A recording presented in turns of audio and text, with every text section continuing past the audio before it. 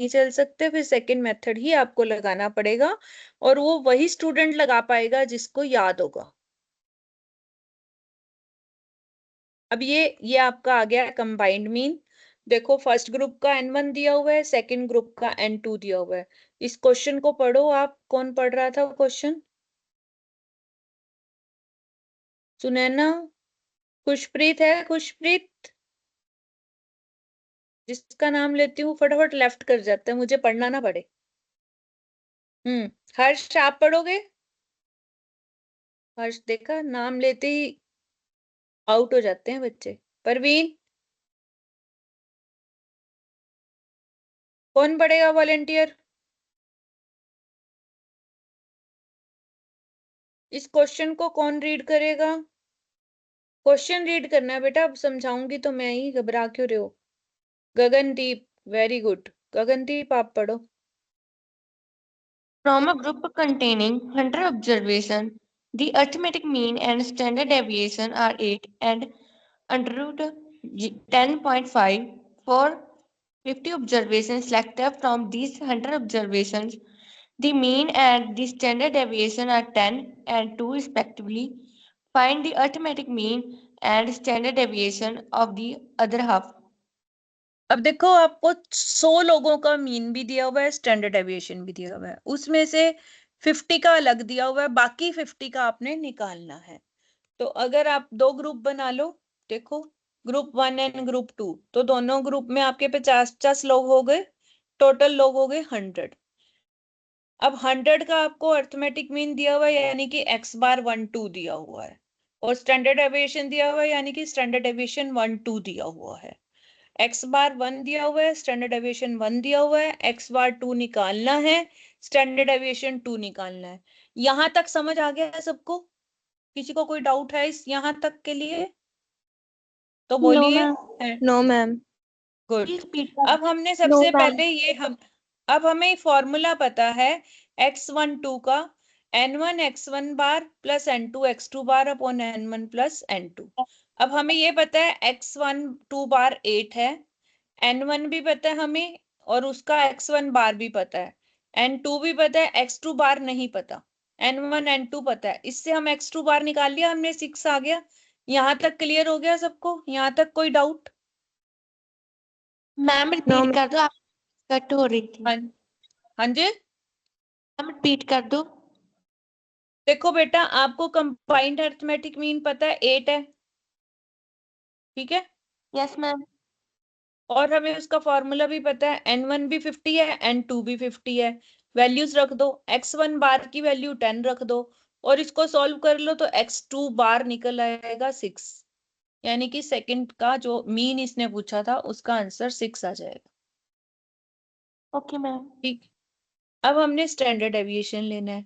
Combined standard deviation का formula भी हमें दिया हुआ है, standard deviation 1 2 is equal to n1 standard deviation on 1 का square plus n2 standard deviation of 2 का स्क्वायर, n1 प्लस d1 का स्क्वायर, n2 प्लस d2 का स्क्वायर।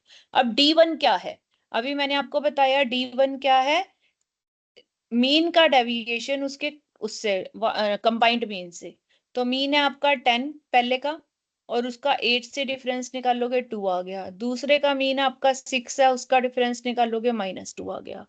अब आपके पास स्टैंडर्ड डेविएशन कंबाइंड की वैल्यू भी पता है आपको, 1 की वैल्यू भी पता है, d1 d2 n1 n2 सबकी वैल्यूज पता है।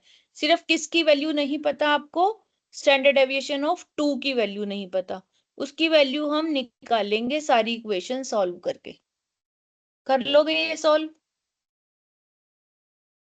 Yes ma'am. Yes ma'am. ठीक है, तो ये इम्पोर्टेंट क्वेश्चन यस भी मैम। है आपका। इसके बाद आपके पास सिर्फ इसके प्रैक्टिस क्वेश्चंस हैं जो आप लोग खुद करोगे, मैं नहीं करवाऊंगी, क्योंकि अगर मैं यहाँ पर करवाऊंगी तो टाइम बहुत लग जाएगा। आप लोगों का कोई डाउट होगा तो मैं जरूर क्लियर करूंगी, पीडीएफ आपके पास है। आगे आता है हमारे पास coefficient of variance.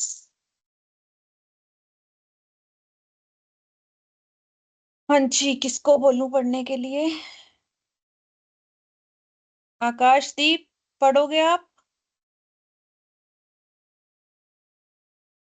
Harsimran Kaur, very good. ऐसे बच्चे बड़े प्यारे होते हैं जो खुद से बोलते हैं। हम पढ़ेंगे कोफिशिएंट ऑफ वेरिएंस। हाँ जी पढ़िए बच्चे। Coefficient of variance.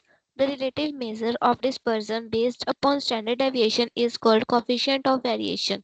The formula is coefficient of variation CV is equal to standard deviation upon mean multiply 100. अब थोड़ा सा Coefficient of वापस लेके, एक मिनट बेटा, एक मिनट, आपको वापस लेके जा रही हूँ मैं।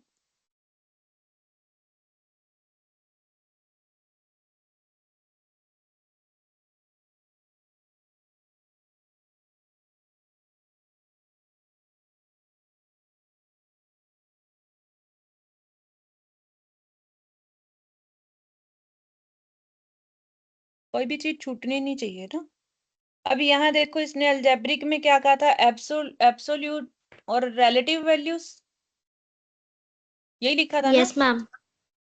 अभी तक हमने जो किए हैं वो एब्सोल्यूट थी, अब हम रिलेटिव कर रहे हैं कोफिशिएंट मतलब। ठीक है, clear? Yes, ma'am. okay Yes. ma'am. बेटे ये सब छोटी छोटी बारीकी चीजें इसलिए इंपॉर्टेंट है कि आप एमसीक्यू करने जा रहे हो। एमसीक्यू में ज्यादा बारीकी से पढ़ना पड़ता है। हम कहते हैं एमसीक्यू आसान होते हैं, मैं कहती हूँ मुश्किल होते हैं। बड़ी बारीकी से गलत हो गया तो गलत है, कोई चांस नहीं है उसमें। अब पढ़ो ये रिलेटिव मेजर। अब आ गई वही रिलेटिव वर्ड आ गया। Yes, Yes, ma'am. ma'am. Yes ma'am. अब पढ़ो। The relative measure of dispersion based upon standard deviation is called coefficient of variation. The formula is coefficient of variation standard deviation upon mean multiply 100. Coefficient of variation, being a pure number, is independent of the units of measurement and thus is suitable for comparing the variability of two or more series of data. Higher the value of CV, more will be the variability of the data series under consideration. तो अब यहाँ तक जो हमने सीखा, सबसे पहले हमने ये सीखा कि ये रिलेटिव मेजर है। ठीक है। दूसरा ये सीखा कि ये स्टैंडर्ड डेविएशन के बेस पे है, यानी कि हमें कोएफिशिएंट ऑफ वेरिएंस निकालने के लिए स्टैंडर्ड डेविएशन पता होना जरूरी है। फिर हमने फॉर्मूला लिया स्टैंडर्ड डेविएशन ऑफ मीन। इसका ऐसा भी हो सकता है standard deviation of mean, mode, median, कुछ भी हो सकता है, आगे करेंगे हम। बट फिलहाल आप यही याद करो, standard deviation of mean upon 100। अब ये क्या कह रहा है कि अगर हम क्यों निकालते हैं कोएफिशिएंट ऑफ वेरिएंस, दो सीरीज को कंपेयर करने के लिए। अगर आपके पास दो प्रोजेक्ट हैं, दो सीरीज हैं, तो जिसका वेरिएंस ज्यादा होगा वो ज्यादा वेरिएट करेगी, उसको हम कंसीडर नहीं करते। हम उसको ज्यादा अच्छा मानते हैं जिसका वेरिएंस कम होता है। क्लियर है ये चीज? अब एग्जाम्पल पढ़ो Yes, बेटा, ma'am. पढ़ो example.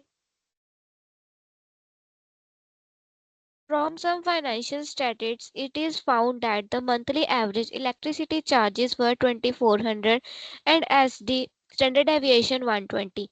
The monthly average direct wages were 42,000 and standard deviation 1200. Which one of electricity charges and direct wages is more variable?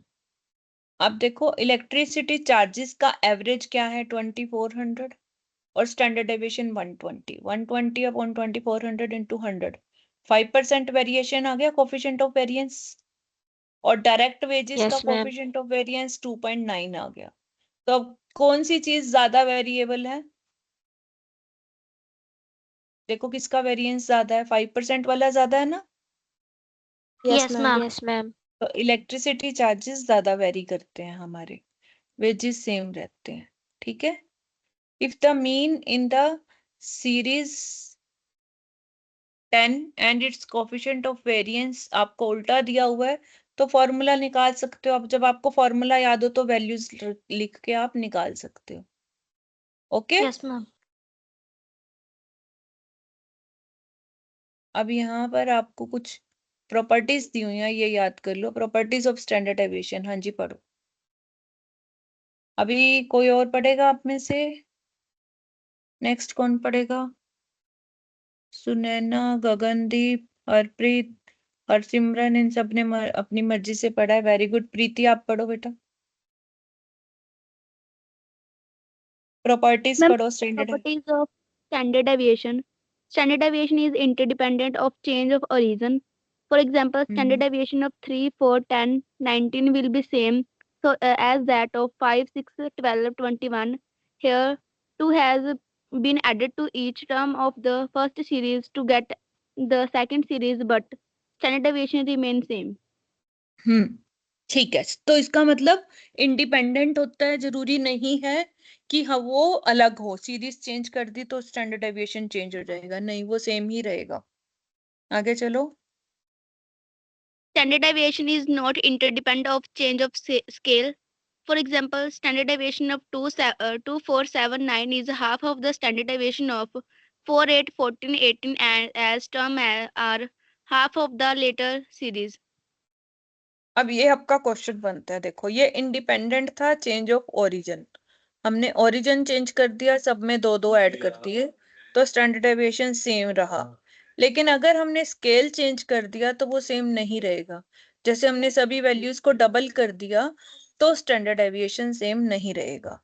इसके अलावा आगे बढ़ो, sum of the squares taken from arithmetic mean is always minimum is always least. ये हमने कल भी किया था कि x का x बार से जो डिफरेंस होता है वो हमेशा मिनिमम होता है। Standard deviation of the first 10 natural numbers, ये आपको याद करना पड़ेगा, या आपसे पेपर में एमसीक्यू में क्वेश्चन पूछा जा सकता है। जैसे मैंने कल आपको सम ऑफ n नेचुरल नंबर्स लिखवाया था, n into n plus 1 upon 2, तो यहाँ पर आपका standard deviation of first 10 natural numbers है 1/12 इंटू n स्क्वायर माइनस 1 और स्क्वायर रूट, ये आपको याद ही करना पड़ेगा। और अगला भी आपको याद करना पड़ेगा कि स्टैंडर्ड डेविएशन हमेशा मीन डेविएशन से या तो बराबर होता है या बड़ा होता है। इसके अलावा आपके पास रिलेशंस हैं, क्वार्टाइल डेविएशन आपने निकाला, मीन डेविएशन निकाला, स्टैंडर्ड डेविएशन निकाला। Quartile deviation is equal to 2/3 of standard deviation and mean deviation is the 4/5 of standard deviation. ये रिलेशनशिप जरूर याद कर लेना, इस पे क्वेश्चन आ सकते हैं। आपको अगर स्टैंडर्ड डेविएशन दिया हो और मीन डेविएशन पूछा जा सकता है, मीन डेविएशन दिया हो तो स्टैंडर्ड डेविएशन पूछा जा सकता है, क्वार्टाइल डेविएशन पूछा जा सकता है। वो आप तभी निकाल पाओगे जब आपको ये रिलेशन याद होंगे तब। ठीक है। Yes, ma'am. In case quartile deviation, mean deviation and standard deviation, the relation is x bar plus minus quartile deviation cover। अब ये भी आपको पता होना चाहिए, जो क्वार्टाइल डेविएशन होता है वो कितनी आइटम्स को कवर करता है, अगर उसको मीन में ऐड कर दें तो 50% आइटम्स को, जबकि मीन डेविएशन ऐड कर दें तो 57.51% आइटम्स को कवर करता है, और स्टैंडर्ड डेविएशन को ऐड करें तो वो 68.27 आइटम्स को कवर करता है। 2 स्टैंडर्ड डेविएशन याद है, वो 2 1 2 3 वाली वैल्यू वही यहाँ आ जाएगी। 2 लेंगे तो 95.45 को कवर करता है, और अगर 3 लेंगे तो 99.73 को कवर करता है। तो ये सारे आपके एमसीक्यू हैं, लगा लो ये क्वेश्चन है सारे आपके। अब कंक्लूजन पढ़ो प्रीति आप। If we discuss about the various measure of dispersion, we come to range first. But range is not a stable measure and has many drawbacks, such as fluctuation of sampling. Thus, cannot be taken as a good measure of dispersion. Quartile deviation. It is certainly better than range, but here all the items are not taken into account. It it also suffers from sampling instability. It can be effectively used when class intervals are open, and to calculate mean deviation and standard deviation, this limit has to be assumed. Mean deviation. It is not capable of further algebraic treatment, although it takes into account of all the items, but still, if the extreme values are big, it will distort the distort का result. Result. Moreover, it ignores plus and minus signs, therefore cannot be called as a good measure of dispersion. Standard deviation. It is the most important measure of dispersion and is widely used. In this, the drawbacks of ignoring and algebraic signs, as in the mean deviation, is overcome by taking the square of deviations, thereby making all the deviation positives. तो ये देखो, ये conclusion जो इसने दिया है, ये हमने जो मेरिट्स एंड डीमेरिट्स पढ़ी थी हर एक की, पहले रेंज की, फिर क्वार्टाइल डेविएशन की, फिर मीन डेविएशन की, फिर स्टैंडर्ड डेविएशन की, इन चारों की आपको मेरिट्स और डीमेरिट्स दी हुई हैं और कुछ भी नहीं है। आप इनको पढ़ोगे, इसमें से आपके एमसीक्यूज बहुत सारे बन सकते हैं। क्लियर? Yes, ma'am. आगे है हमारे पास फॉर्मूला की आपकी रिकैपिचुलेशन है कि आपको दोबारा से याद करवा रहा है वो। रेंज का formula lowest largest value minus smallest value, coefficient of range L minus S over L plus S, inter quartile range, inter quartile coefficient of inter quartile range, then percentile, decile, mean deviation, coefficient of mean deviation, standard deviation, coefficient of standard deviation, combined deviation and coefficient of variance। तो ये सारा आपका खत्म हो जाता है। आगे आता है हमारे पास Karl Pearson's and Bowley's coefficient of sequence. अभी हम पढ़ रहे थे कोफिशिएंट ऑफ वेरिएशंस, अब हमने पढ़ना है कोफिशिएंट ऑफ सीक्वेंस। सीक्वेंस क्या होता है? रेफर एस एसिमेट्रिक और लैक ऑफ सिमेट्री। जो आपकी ये बेल शेप कर्व हमने अभी ऊपर पढ़ी, क्या वो सिमेट्रिक है या नॉन सिमेट्रिक है? देखो, अगर ये वाली येलो वाली लाइन आप देख रहे हो तो ये आपको सिमेट्रिक नजर आ रही है, एक नोट सिक्यूड, तो ये सिमेट्रिक और सिमेट्रिक है। और जो आपकी नेगेटिव, जो ग्रीन वाली है ये नेगेटिव स्क्यूड है, और जो ये ग्रे वाली है ये पॉजिटिव स्क्यूड है। देखो, जो येलो है ये पूरी सही में बेल शेप बन रही है आपकी, इक्वल दोनों तरफ से। Yes, ma'am. तो इसको Yes, हम ma'am. सिमेट्रिकल बोलेंगे और नॉट सिक्यूड बोलेंगे। मतलब ये सिक्यू नहीं की हुई, ये सीक्वेंस ठीक है। मतलब सिक्यू का मतलब आप एक रिंग लो, उसको ऐसे दबा दो, स्क्वीज कर दो, वो दब जाती है ना एक तरफ से, है ना? तो वो चीज नहीं है, ये सिक्यू नहीं है। जो सिक्यूड होता है वो अपोजिट ऑफ सिमेट्रिकल है। तो आपकी जो ये येलो लाइन है ये आपकी सिमेट्रिकल है, नॉट सिक्यूड है। हाँ जी, कोई कुछ कहना चाहता है मुझे? Screen is not visible, screen नजर नहीं आ रही क्या? दोबारा शेयर कर देती हूँ, दोबारा शेयर कर देती हूँ, किसी बच्चे की कंप्लेंट आई है।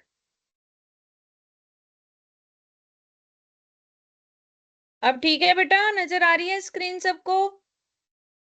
Yes, ma'am. ओके। तो देखो बेटा, ये जो स्क्रीन में आप देख रहे हो, जो येलो वाली आपकी लाइन है ये सिमेट्रिक है, इसको हम बोलेंगे सिमेट्रिक। और जो बाकी दोनों ग्रीन और ग्रे हैं ये सिक्यूड है, मतलब दबी हुई हैं। कोई एक तरफ से दबी हुई है, कोई दूसरी तरफ से दबी हुई है। तो जो पॉजिटिव साइड को दबी हुई है वो क्या है? आपकी नेगेटिव सिक्यूड है, क्योंकि उल्टी तरफ को वो सिक्यू होगी ना, ग्रीन वाली जो उधर को ज्यादा जा रही है। और जो नेगेटिव टाइप को जा रही है वो हमारी पॉजिटिवली सिक्यूड है। तो ये चीज आपको समझ आ रही है? पॉजिटिवली सिक्यूड, नेगेटिवली सिक्यूड और सिमेट्रिक। हम्म। तब हमने Yes, ये ma'am. Yes, देखना। ma'am. अब हमने कोफिशिएंट ऑफ स्क्यूनेस देखना है, वेरिएंस नहीं देखना, सिक्यू देखना है। अगर सिक्यू है तो वो किधर है और क्यों है। तो अब इसको पढ़ेगा कौन? मैं नाम लूंगी, रितिका, आप पढ़ोगे? Yes, ma'am. Ritika, Yes, good. ma'am. So आप पढ़ो skewness बेटा is ये। the skewness is the attribute of a frequency distribution that extends further on one side of the glass with the highest frequency than on the other. Let us take the following frequency distribution, table 1 of three groups, group 1, group 2, group 3. Of each group, EF is equals to 250 and size pattern same as shown. For each group, we find average as x bar is equals to summation xf by summation f, median as md is equals to lower value plus n by 2 minus c over f into h, and mode is equals to lower value plus f1 minus f0 by 2 into f1 minus f0 minus f2 into h. तो वो ये कह रहा है कि हमने ये देखना है कि कौन सी साइड को आपकी सिक्यूड हुई हुई है ठीक है। अगर आपके पास 3 ग्रुप हैं, तीनों की फ्रीक्वेंसी सेम है, तो पहले हम तीनों का अर्थमेटिक मीन निकाल सकते हैं, चाहे हम मीन से निकालें, चाहे मीडियन से निकालें, चाहे मोड से निकालें। ठीक है। अब जैसे इसने ये दे दिया आपको साइज दे दिया x, मिड वैल्यू निकाल ली आपने, ग्रुप 1 की फ्रीक्वेंसी दे दी, 2 की दे दी, 3 की दे दी। फ्रीक्वेंसीज अलग अलग हैं, जबकि टोटल सबका 250 है। ठीक है, ये बात समझ आ गई आपको? Yes, ma'am. अब आपने क्या करना है, तीनों का आपने मीन निकाला, मीडियन निकाला, मोड निकाला। हमने क्या देखा, ग्रुप 1 में मीन जो है वो बड़ा है मीडियन से, और मीडियन बड़ा है मोड से। ठीक है, मीन बड़ा है मीडियन से, मीडियन बड़ा है मोड से। ग्रुप 2 में तीनों चीजें सेम हैं, और ग्रुप 3 में क्या है, वो उल्टा हो गया, मीन छोटा है मीडियन से और मीडियन छोटा है मोड से। तो अब जहां पर तीनों चीजें सेम होती हैं वो हमारी सिमेट्रिकल होती है। क्या होती है हमारी? जहां मीन मोड मीडियन आपकी सेम होती हैं, वो सीक्वेंस हमारी सिमेट्रिकल होती है, जो हमने ग्राफ में येलो वाली पढ़ी है। ठीक है, क्लियर? Yes, ma'am. अब पॉजिटिवली सिक्योर्ड क्या होती है आपकी, जहां पर मीन बड़ा होता है मीडियन से और मीडियन बड़ा होता है मोड से, वो आपकी पॉजिटिवली सिक्योर्ड होती है। ठीक है, ये बात क्लियर आ गई आपकी? क्योंकि देखो ये Yes, मीन Yes, बड़ा ma'am. है मीडियन से और मीडियन बड़ा है मोड से, मोड ऊपर जा रहा है, तो ये आपकी पॉजिटिवली सिक्योर्ड हो गई। ओके। और जब उल्टा हो जाता है, यानी कि मिड मोड मीडियन तीनों इक्वल हैं, तो वो हमारी सिमेट्रिकल होती है। Symmetrical. ठीक है। और जब हमारा अपोजिट हो जाता है, यानी कि मीन छोटा होता है मीडियन से और मीडियन छोटा होता है मोड से, तो हमारा नेगेटिवली सिक्यूड हो जाता है। तो ये ग्राफ भी पता होने चाहिए, ये रिलेशन भी पता होना चाहिए, इन पे क्वेश्चंस आ जाते हैं आपके। ठीक है, क्लियर हो गया यहाँ तक? Yes, Yes, ma'am. ma'am. इसके अलावा आपको करेक्टरिस्टिक्स कैसे पता चलेंगे पॉजिटिव और सिमेट्रिक और नेगेटिव के? ये तो सिर्फ हमने मीन मोड मीडियन से लिया है, ये भी आपको याद करने हैं। अगर आपका Q3 minus MD is more than median minus quartile 1, तो फिर आपका वो ग्रुप 1 हो जाएगा, यानी कि पॉजिटिवली सिक्योर्ड हो जाएगा। अगर आपका क्वार्टर 1 बड़ा है, क्वार्टर 3 बड़े वाली साइड आ रहा है तो पॉजिटिव है, और क्वार्टर 3 और क्वार्टर 1 इक्वल आ रहे हैं तो वो आपका सिमेट्रिक है, और क्वार्टर 3 छोटे वाली साइड आ रहा है तो वो आपका नेगेटिव हो जाएगा। तो ये आपको याद रखने हैं। तो 3 एब्सोल्यूट मेजर्स ऑफ सीक्वेंस। अब मेजर सीक्वेंस को आप मेजर कैसे करोगे? तो उसके लिए आपके पास मेथड है mean minus mode, mean minus median, या मीडियन माइनस मोड। आप किसी भी दो का डिफरेंस निकाल सकते हो, आपकी सीक्वेंस आ जाएगी। अब इसको निकालने के फिर रिलेटिव मेजर्स निकालने के आपके पास फॉर्मूले दिए हुए हैं, कार्ल पियर्सन्स ने दिया है। देखो रिलेटिव वही कोफिशिएंट आ गया, और यहाँ पर जो अभी हमने बोला ना इसको निकालने के ये मेथड, क्योंकि हमें पता है कि अगर मीन बड़ा है तो वो पॉजिटिव सिक्यूर्ड है, और अगर डिफरेंस 0 आ गया तो वो क्या हो जाएगा, दो चीजों का डिफरेंस 0 आ गया तो वो सिमेट्रिक हो गया, और अगर माइनस में वैल्यू आ गई हमारी तो वो नेगेटिव हो गया, प्लस में आ गई तो पॉजिटिव हो गया। समझ आई? इसीलिए हम तीनों में से किसी का भी डिफरेंस निकाल सकते हैं ना ये चीज। हाँ, Yes, ma'am. ठीक है। अब हमने इसकी लेनी है रिलेटिव। ये तो एब्सोल्यूट आ गया ना, एब्सोल्यूट सीक्वेंस, एब्सोल्यूट एब्सोल्यूट। अब हमने रिलेटिव निकालना है। रिलेटिव के लिए हम निकालते हैं coefficient of sequence. Coefficient of sequence निकालने के हमें 4 लोगों ने फॉर्मूले दिए हैं, कार्ल पियर्सन्स ने, बॉलेज ने, कैलेज ने, and based on the moment. तो हमें सबके फॉर्मूले याद करने हैं और कुछ भी नहीं करना है। देखो यहाँ पर कार्ल पियर्सन्स ने दिया mean minus mode of standard deviation. आपको मीन भी निकालना आता है, आपको मोड भी निकालना आता है, आपको स्टैंडर्ड डेविएशन भी निकालना आता है, तो आपके लिए कुछ भी मुश्किल नहीं है।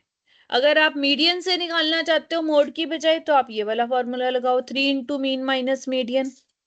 ठीक है, अपॉन नीचे स्टैंडर्ड डेविएशन ही आएगा। Skewness obtained by both of these formulas जो वेरी करेगा, आपका स्क्यूनेस हमेशा +-3 के बीच में ही आएगा। समझ आई आपको? क्योंकि वे अभी हमने वो पढ़ा था ना 95-98% वाला, वो 99 वो 3 तक ही जाता है ना उसका वैल्यूज। ठीक है।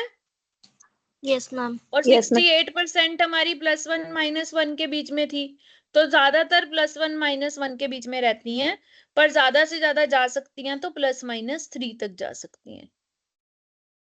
तो अब देखो, जैसे इससे निकाला 0.77 आया, इसका -0.77 आया, क्योंकि ये पॉजिटिव थी ये नेगेटिव थी और ये सिमेट्रिक थी तो 0 आ गया। अगर आपका कोफिशिएंट 0 आ जाता है तो आपका सिमेट्रिक है वो ग्राफ, और अगर आपका प्लस में आता है तो पॉजिटिवली सिक्यूर्ड है, माइनस में आता है तो नेगेटिवली सिक्यूर्ड है। ठीक है, समझ आई आपको ये बात? Yes, देखो ma'am. 1 और -1 के पास पास ही है ना दोनों। वो कहता है ज्यादा से ज्यादा 3 तक जा सकता है, इससे ज्यादा नहीं। अब बॉलेस ने जो फॉर्मूला दिया Q3 - Q1, सिर्फ आपको फॉर्मूले याद करने हैं। आपको Q3 भी निकालना आता है, Q1 भी निकालना आता है और मीडियन भी निकालना आता है। तो आपको वो निकाल के इससे आपके ये तीनों के अलग अलग आ जाएंगे कोफिशिएंट। क्लियर?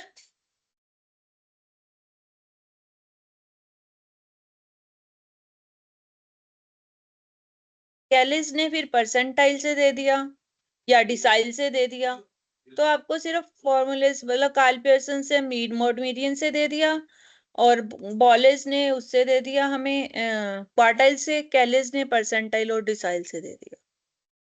फॉर्मूले वही हैं, आपको सिर्फ अप्लाई करने हैं। वैल्यूज आपको दी हुई हैं, अब यहाँ पर आपको सिर्फ क्वेश्चंस करने हैं, और ये क्वेश्चंस आपको खुद से प्रैक्टिस करने हैं। और जो कर लेगा, मैं आपको फिर से बोल रही हूँ, आपको एक बार ही क्वेश्चन नहीं करना है, 2 बार ही नहीं करना है, हर क्वेश्चन को कम से कम 4 बार ही करना है टिल योर एग्जाम। उससे पहले आप एक एक बारी कर सकते हो, जैसे आज मैंने करा है, तो कल तक आप सब क्वेश्चंस को एक एक बारी कर लो। तो मैं कहती हूँ आपको कोई हरा ही नहीं सकता। आपका ये चैप्टर भी इसके साथ ही खत्म हो जाता है। पीछे एक्सरसाइज क्वेश्चंस आपको दिए हुए हैं। मैं फिर आपको बोल रही हूँ, जैसे मैंने आपको कल बोला था कि ये आपका फाउंडेशन सीएमए का ए है। जब नर्सरी का ए पढ़ा था तो कितनी बारी लिखा था? क्या आप उतनी बारी ये क्वेश्चन कर रहे हो? तभी आपको आएगा, नहीं तो बैठे रहना आराम से। उसके बाद आता है हमारा कोरिलेशन एंड रिग्रेशन। कोरिलेशन क्या होता है ये भी मैं आपको बता देती हूँ। Scatter diagram, yes, correlation analysis. है कोई वॉलंटियर आप में से, या मैं बोलूं? कौन पढ़ेगा जिसने पहले ना पढ़ा हो? हरसिमरन कौर, आप पढ़ चुके हो पहले? यस, आप पहले पढ़ चुके। Yes, ma'am. केशव पढ़ना चाहते हैं? वेरी गुड, पढ़ो बेटा। कोरिलेशन एनालिसिस शुरू करो मैनेजर्स बेटा। जनरली, हाँ जी, 1 मिनट बेटा। मैं बोलो ma'am.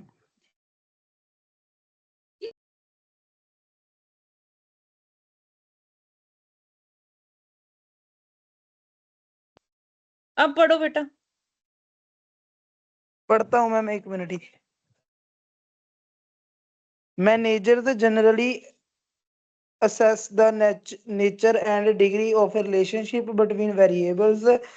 Marketing managers like to know the degree of a relationship between advertising expenditure and the volume of sales. A positive relationship is expected between these two variables. The manager is interested in finding out whether there is a relationship, and if it is, what the strength of the relationship is. The expectation is true between two or more variables.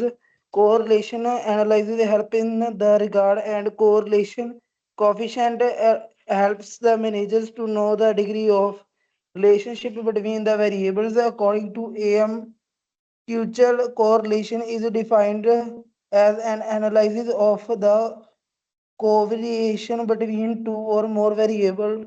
Now, correlation analysis gives us a statistical tool which helps to ascertain the degree to which one variable is linearly related to another.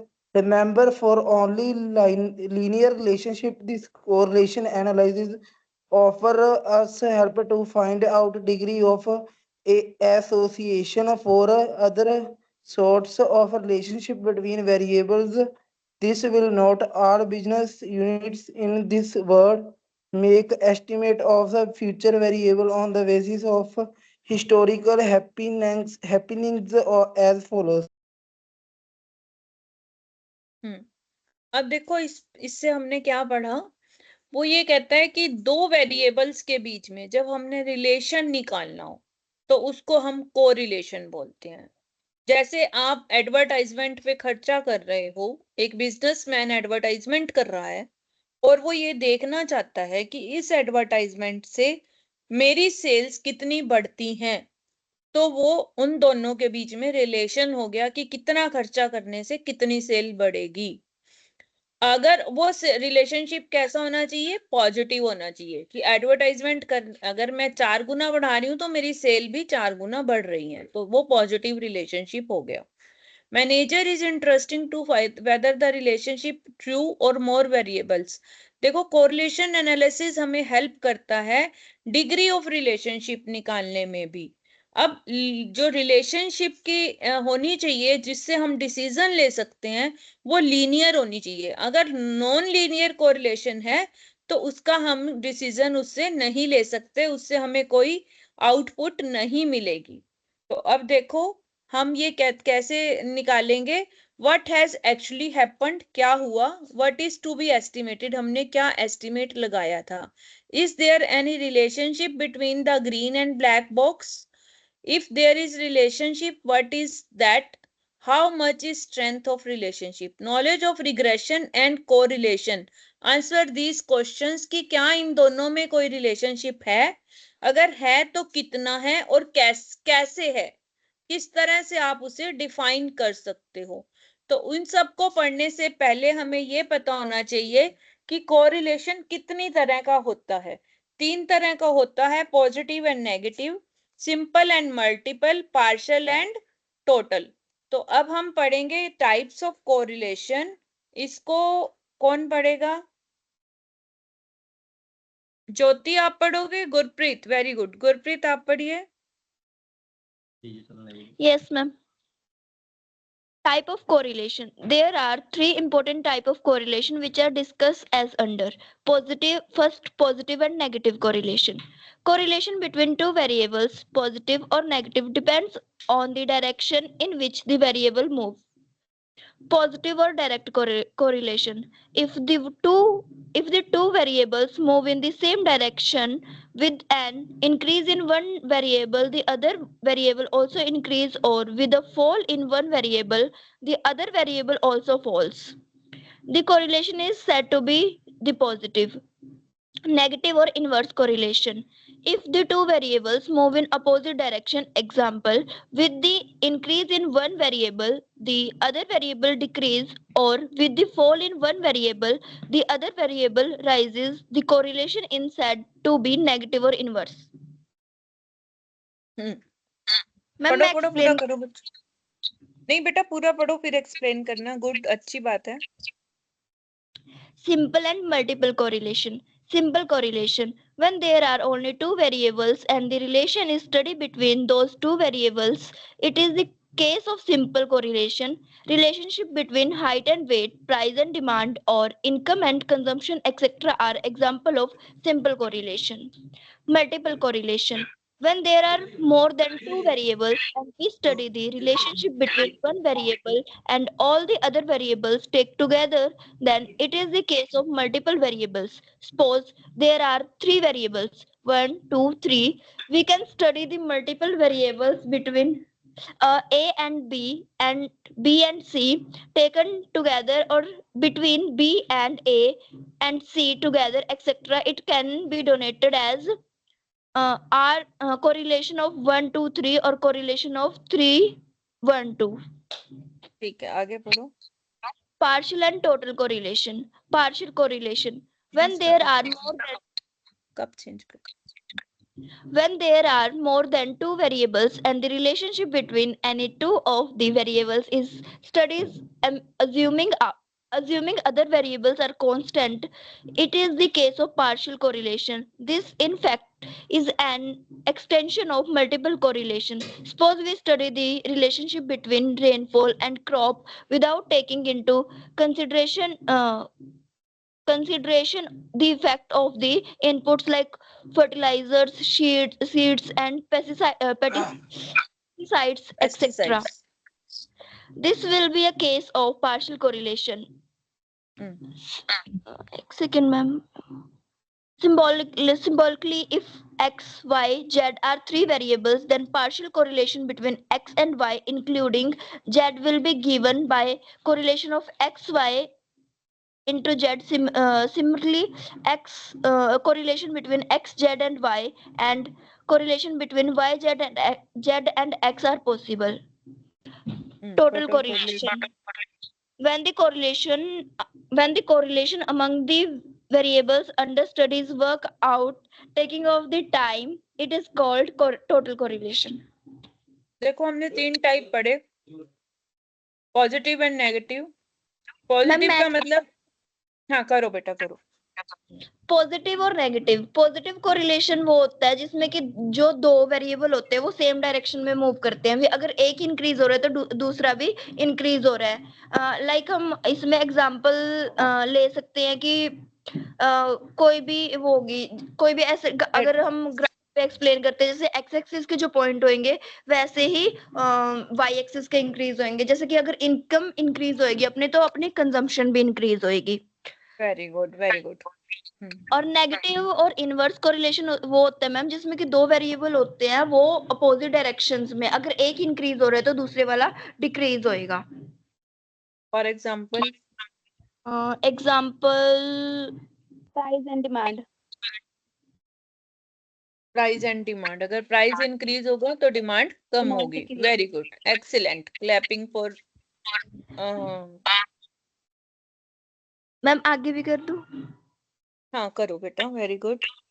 Simple and multiple correlation. जो simple correlation होएगा उसमें जो correlation के अंदर होएगी सिर्फ दो variable की ही दो वेरिएबल को ही मतलब कि वो स्टडी किया जाएगा। जैसे कि अब हाँ वैसे सिर्फ दो वेरिएबल कंसीडर करे जाएंगे। जैसे कि हम किसी स्टूडेंट की हाइट ले लेते हैं और वेट ले लेते हैं, किसी की स्टूडेंट की हाइट और वेट ले लेते हैं। और जो मल्टीपल कोरिलेशन होएगा उसमें होएगा कि मतलब कि दो से ज्यादा। अब उस स्टूडेंट अब जैसे उसके मार्क्स वगैरह की अगर देखने, उसकी परफॉर्मेंस देखने, हम उसके मैथ्स के, इकोनॉमिक्स के, अकाउंट्स के, ऐसे में मार्क्स वगैरह देख लेंगे। मार्क्स वगैरह काफी वो कंसीडर करेंगे जो वेरिएबल होंगे उसमें, उसे multiple correlation. Very good, very good. आगे पार्शियल में वो होएगा जिसमें कि मतलब कि ये वो कोरिलेशन होता है जिसमें कि दो से ज्यादा, मतलब कि पूरा नहीं लेंगे जो कोरिलेशन कर रहे हैं उसके पूरे के बीच में नहीं, सिर्फ उसके कुछ जैसे सैंपल टाइप हो जाते हैं, सिर्फ उनकी उन चीजों को कंसीडर करते हैं ma'am. Good, very good, clapping. बहुत अच्छा बोला आपने, वेरी गुड। ठीक है, थैंक यू मैम। बेटा पार्शियल में हमारा कोई ना कोई वेरिएबल जो है वो कांस्टेंट रहता है और बाकी सब का रिलेशन हम लेते हैं सब, और टोटल में सभी को लेते हैं। ठीक है, अब आपको मेन आगे करना है। ये तो हो गया हमारा types of correlation. Types of correlation में किसी को कोई प्रॉब्लम है? No ma'am ma'am. Very ma'am good. Multiple अब वाला आपको रिपीट कर डिग्रीज दो। ऑफ, हाँ जी बेटा। मैम मल्टीपल वाला पॉइंट रिपीट कर दो। अच्छा मल्टीपल कर देती।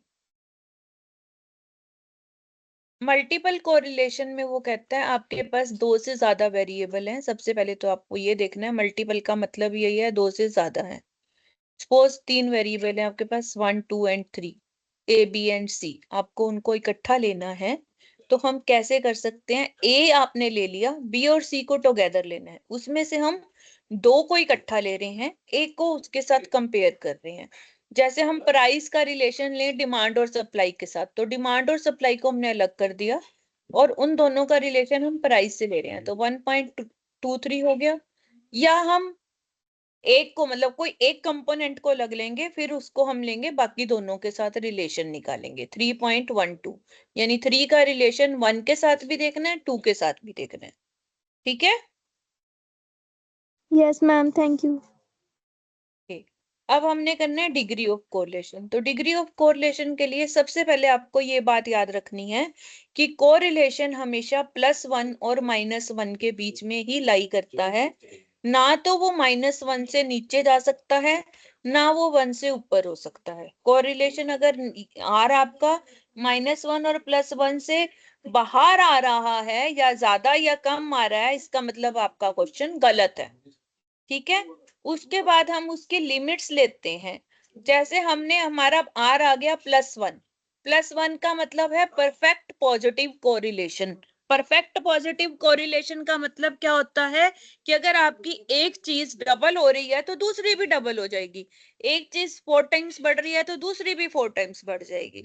That is called positive correlation. दूसरा होता है आपका 0.75 और 1 के बीच में, इसको हम बोलेंगे हाई डिग्री पॉजिटिव, क्योंकि ये 0.75 से 1 आ रहा है। तीसरा है आपका 0.5 से 0.75, इसको हम बोलेंगे मॉडरेट डिग्री पॉजिटिव कोरिलेशन। और 0 से 0.5 को बोलेंगे लो डिग्री पॉजिटिव कोरिलेशन।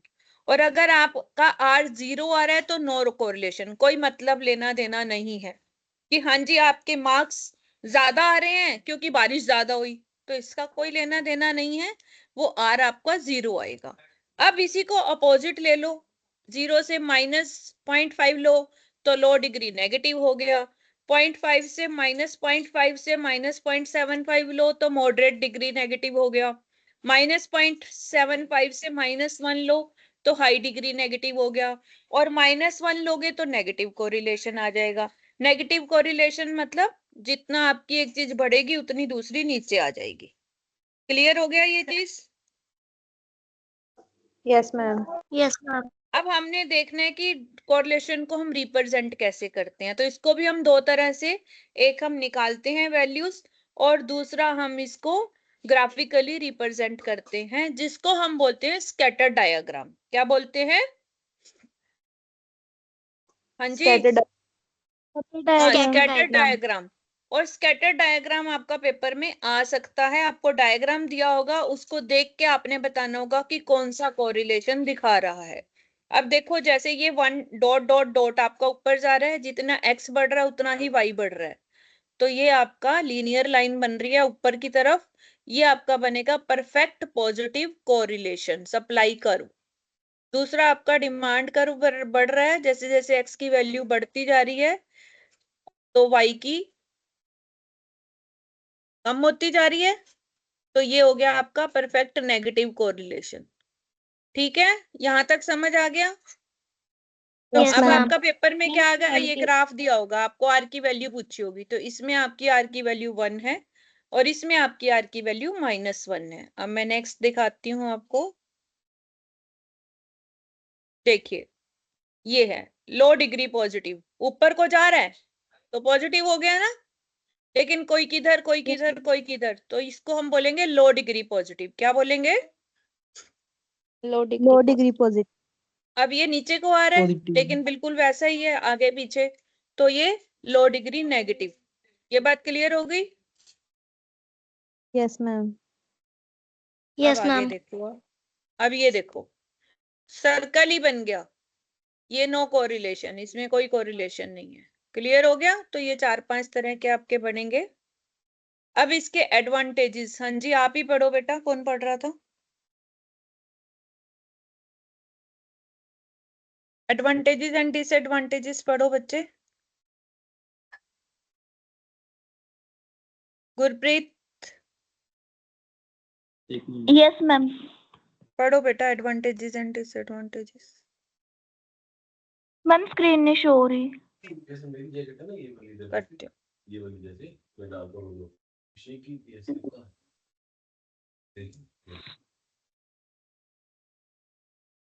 अब हो रही है? नो मैम, मैम एक सेकंड में फाइल ओपन करती हूँ मैं। कोई और पढ़ दो Ma'am, बेटा can तब I तक read? आप। हाँ जी Ma'am, बोलो can I बेटा। read? यस बेटा यस। पढ़ो बेटा पढ़ो। It is very easy to draw a scatter diagram. It is easily understood and interpreted. Extreme items doesn't unduly affect the result as such points remain isolated in the diagram. Disadvantages. It does not give precise degree of correlation. It is not amenable to further mathematical treatment.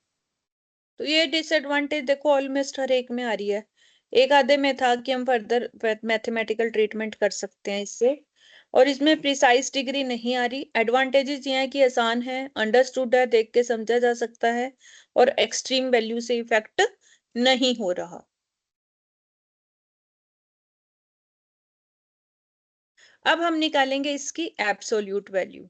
Absolute value के लिए इसका formula आ जाएगा methods. We will study linear correlation. ये हमें दिया Karl persons ने, या हम इसको कोवेरिएंस मेथड भी बोलते हैं। ठीक है, तो इसमें हमारा आपको सिर्फ फॉर्मूला याद करना है, और कार्ल पियर्सन्स का ही ज्यादा चलता है कोफिशिएंट ऑफ कोरिलेशन में। एक दो मेथड और हैं, वो आगे आएंगे, मैं आपको समझाऊंगी। फिलहाल हम कार्ल पियर्सन्स का करेंगे। कोफिशिएंट ऑफ कोरिलेशन में फॉर्मूला क्या है? Sigma x minus X bar Y minus Y बार। क्योंकि अब हमारे पास दो वेरिएबल हैं, तो जैसे हमने स्टैंडर्ड डेविएशन में एक्स माइनस एक्स बार निकाला था, यहाँ हमने वाई माइनस वाई बार भी निकालना है।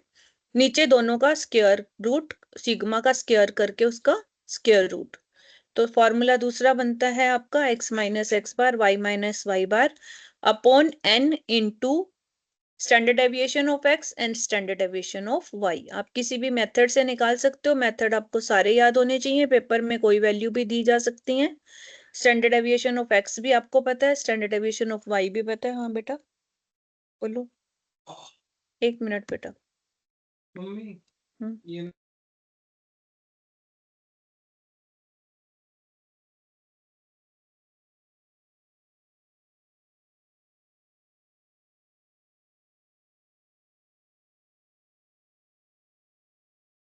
ठीक है बच्चे, ठीक है।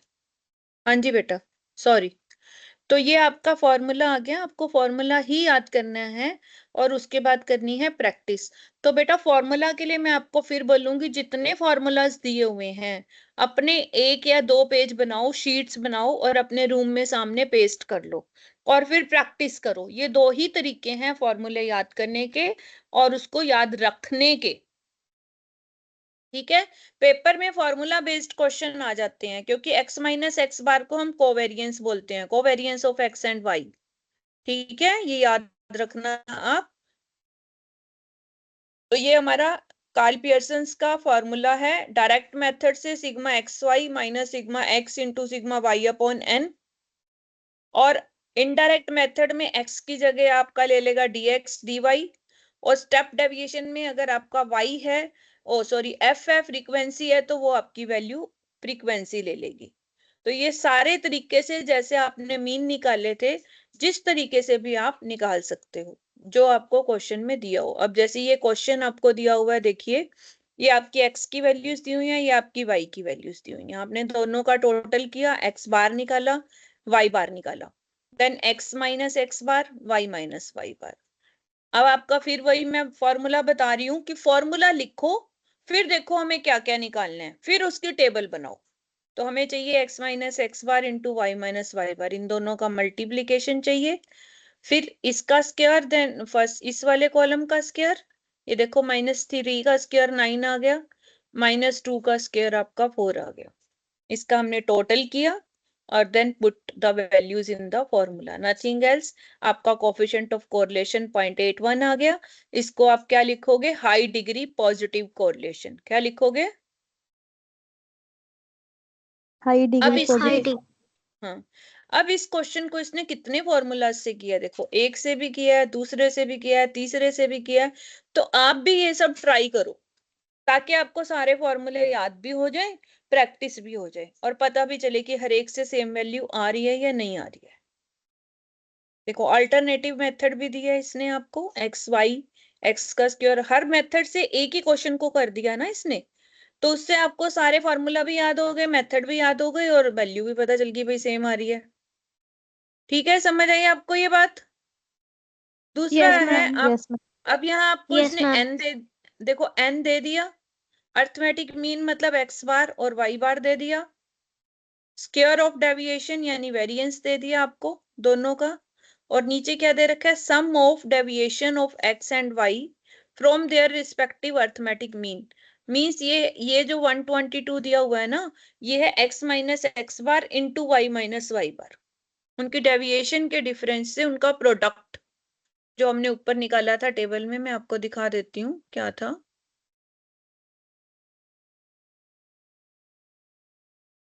दिस वन प्रोडक्ट ऑफ, अब इसको समझने की कोशिश करो, प्रोडक्ट ऑफ क्या है, एक्स और वाई की डेविएशन से उनकी जो सम का मतलब हो गया 25, sum of the product of deviation of x from x bar and y from y bar. तो ये 25 जो आपने यहाँ निकाला है वो उसने क्वेश्चन में आपको 122 दिया हुआ है।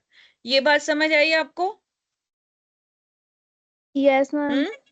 Yes, तो ma'am. अब आपको फॉर्मूला लगाना है दिस वन, इसमें आपको लगेगा ये देखो sigma x minus X bar Y minus, अब हमने देखना है हमें क्या वैल्यूज दी हुई हैं उस हिसाब से हमें फॉर्मूला लगाना पड़ेगा। तो आपको यहाँ पर सारे फॉर्मूले आने चाहिए। तो ये 122 आ गया नीचे, क्योंकि हमें उसका अर्थमेटिक मीन दिया हुआ था और उसके डेविएशंस भी दिए हुए थे। तो ये हमारा आ गया एक्स माइनस एक्स बार का स्क्वायर वाई माइनस वाई बार का स्क्वायर। तो इससे हमारा फिर ये भी हाई डिग्री पॉजिटिव कोरिलेशन आ गया। तो जिस तरह का क्वेश्चन आपको दिया होगा उसी तरह से आपको निकालना होगा। यहाँ पर भी आपको एक्स और वाई की वैल्यू दी हुई है और इसने शॉर्टकट मेथड से किया है, dx dy वाले मेथड से। तो आपको भी इसी तरह से करना है। सबसे पहले फॉर्मूला लिखना है वैल्यूज को देख के कि मुझे क्या फॉर्मूला चाहिए, उसके हिसाब से उसको निकाल लो। dx चाहिए, dy चाहिए, उसका मल्टीप्लाई चाहिए, उसका स्क्वायर चाहिए, तो आप कर पाओगे क्वेश्चन, नहीं तो नहीं कर पाओगे। फिर आप फॉर्मूले से देख के पहले ये वाला जो ऊपर ग्रीन वाली लाइन है ये बनाओगे, एक्स वाई dx dy चाहिए हमें, इसका स्क्वायर चाहिए, देन आप इन वैल्यूज को कर पाओगे। बाकी तो बेटा प्रैक्टिस है और कुछ भी नहीं है। अब यहाँ देखो इसने नंबर ऑफ पेयर्स n दे दिया आपको, अर्थमेटिक मीन x का दे दिया, इसका एवरेज दे दिया, सम एवरेज एज्यूम्ड एवरेज a दे दिया आपको, स्टैंडर्ड डेविएशन दे दिया, y की भी सारी चीजें दे दी, और फिर वही जो 122 दिया हुआ था, sum of the product of corresponding deviations 2176 दे दिया। आपको इससे निकालना है तो फॉर्मूला आपने ये लगाया, देखो dx dy जो आपको 2176 दे रखा है, एज्यूम्ड मीन दे रखा है क्योंकि, तो हमें एज्यूम्ड मीन वाला फॉर्मूला लगाना पड़ेगा। आई बात समझ आपको? Yes, ma'am. ठीक है, तो इस तरह से आपको ये सारे प्रैक्टिस क्वेश्चंस करने हैं कोफिशिएंट ऑफ कोरिलेशन के। फिर आ जाती हैं इसकी प्रॉपर्टीज। हाँ जी, प्रॉपर्टीज कौन पढ़ेगा कोफिशिएंट ऑफ कार्ल पियर्सन्स की? प्रॉपर्टीज पढ़ो बच्चे। मैम, मैं हरसिमरन आप पढ़ो, पढ़ो बेटा, गुरप्रीत पढ़ो।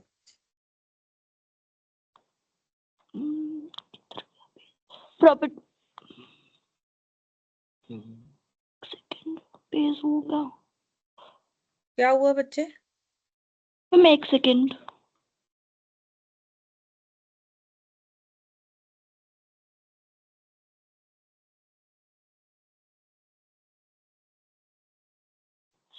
Properties of correlation. The following are the main properties of Karl-Pearson coefficient of correlation. In case correlation is present, the coefficient of correlation would lie between +1, example -1, correlation is greater than 1. If the correlation is absent, then it is denoted by 0. Correlation of ठीक है। correlation is based coefficient of correlation is based on the situation measure of variation as it takes into account of all item of the variables. Coefficient of correlation measure both the direction as well as degree of change in the dependent variable. If there is accidental correlation, in that case, a case of correlation, coefficient of correlation might lead to be ma'am ये क्या है? फेलाकियस conclusions. Fallacious conclusion. It is known as Nonsense correlation. nonsense or spurious correlation. The coefficient of correlation does not prove causation, but it is simply a measure of covariation. It happens because variations in x and y series may be due to some common cause, some mutual dependence, some change, and some Casual. cautions of the subject to be relative. It is the independent of change of scale and origin of the variables x and y. Coefficient of correlation is geometric mean of two regression coefficient. Symbolically, correlation is equal to plus minus of Bxy regression byx. bxy. ठीक है Coefficient of ठीक है आगे चलो. correlation coefficient of correlation is independent of the unit of measurement. Coefficient of correlation works both way. Correlation between x and relation y x is का relation y से भी निकाल सकते हैं, y का x से भी निकाल सकते हैं. okay, ma'am. If the value of x and y are linearly related with each other, if we have the relation between x and y as y is equal to ax plus b, the correlation coefficient between x and y will be positive, and if the relation between x and y be y is equal to minus ax plus b, then relation will be negative, a become a negative constant. ठीक है, अब देखो इसकी properties हमने पढ़ी 10 properties. पहली property सबसे important है कि कोरिलेशन की वैल्यू हमेशा +1 और -1 के बीच में होती है. अगर दो वेरिएबल्स के बीच में कोरिलेशन है तो वैल्यू +1 और -1 के बीच में होगी, उससे बाहर नहीं होगी. और अगर कोरिलेशन नहीं है तो 0 हो जाएगा. ठीक है. और correlation based on suitable measures of variance, हमें कुछ वेरिएशंस जो हैं वो निकालनी है दोनों की सुटेबल बेसिस लेके. देन बोथ डायरेक्शंस में हो सकती है, माइनस में भी हो सकती है आपकी कोरिलेशन और प्लस में भी हो सकती है. क्योंकि देखिए अगर अपोजिट चल रहे हैं तो वो माइनस में निकलेगा, और अगर सेम डायरेक्शन में चल रहे हैं तो पॉजिटिव होगा. अगर एक्सीडेंटल कोरिलेशन है, मींस एक्चुअल में उन दोनों में कोई रिलेशन नहीं है, बाय चांस हो गया कि बारिश आ गई, हमारे मार्क्स अच्छे आ गए, तो लेकिन इसका कोई कोरिलेशन नहीं है, तो इसको हम फालाकियस कंक्लूजन बोलते हैं, या नॉनसेंस कोरिलेशन बोलते हैं, या सुपीरियस कोरिलेशन बोलते हैं. इसके अलावा causation between simply measures of covariation, it helps. क्यों होती है कोरिलेशन दो एक्स और वाई सीरीज के बीच में, कोएफिशिएंट ऑफ कोरिलेशन? क्योंकि उनमें कोई ना कोई चीज कॉमन हो सकती है, या म्यूचुअल एक दूसरे के ऊपर वो डिपेंड होते हैं, या किसी चेंजेस की वजह से, या सब्जेक्ट टू रिलेटिव. अब क्या है कि ये हमने पहले भी पढ़ा है कि correlation independent of scale and origin होता है. अगर हम उसका स्केल एंड ओरिजिन चेंज कर दें तो उससे वो चेंज हो जाता है. Coefficient of correlation is the geometric mean of two regression coefficients. Regression coefficients अभी हमने नहीं किए हैं, अगले रिग्रेशन चैप्टर में आएंगे, उसमें हम निकालेंगे bxy और byx रिग्रेशन कोएफिशिएंट्स. जब हम उनको मल्टीप्लाई करके उसका स्क्वायर रूट निकालते हैं तो वो कोरिलेशन निकलता है. ये independent of the unit of measure है. जैसे हम कहते हैं कि दोनों के यूनिट ऑफ मेजर सेम होने चाहिए एक्स और वाई के, तो ऐसा कोई जरूरी नहीं है कोरिलेशन के लिए. दूसरा, हम बोथ वे निकाल सकते हैं. हम x का y के साथ कोरिलेशन निकालेंगे तो अलग वैल्यू आएगी, y का x के साथ कोरिलेशन निकालेंगे तो अलग वैल्यू नहीं, इसमें अलग वैल्यू नहीं आएगी, क्योंकि दोनों इक्वल होंगे. x के साथ y का निकालो या y के साथ x का निकालो. If the value of x and y वो लीनियर अगर रिलेटेड हैं और आपकी इक्वेशन बन रही है y is equal to ax plus b, तो वो पॉजिटिवली रिलेटेड है. अगर -ax आ गया तो इसका मतलब वो नेगेटिवली कोरिलेटेड है. नेक्स्ट है आपका probable error of correlation. Probable error का मतलब क्या होता है? एक ये इंस्ट्रूमेंट है, बेटा अभी मत करो Nishu. Probable error which measures the reliability and dependability की, जो हमने कार्ल पियर्सन का कोएफिशिएंट ऑफ कोरिलेशन हमने निकाला, वो कितना रिलायबल है और कितना हम उसके ऊपर डिपेंड कर सकते हैं. तो कितनी प्रोबेबल एरर आती है, तो मैं लास्ट लाइन पे आती हूँ. Probable error defines the limit above and below the size of coefficient determined within which there is an equal chance of coefficient of correlation similarly calculated from other samples. और samples का भी same correlation आ सकता है, तो उस probable error का कुछ भी नहीं है, सिर्फ एक फॉर्मूला है 0.6